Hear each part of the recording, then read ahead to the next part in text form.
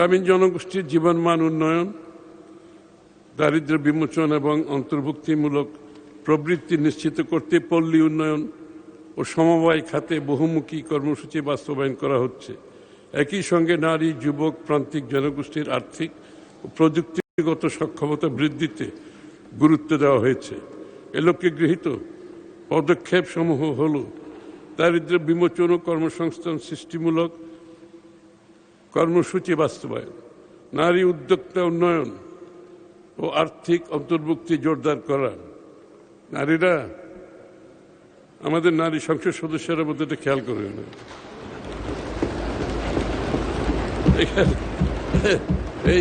এই বাজেটে নারীর বিরাট একটা অংশ রয়ে গেছে।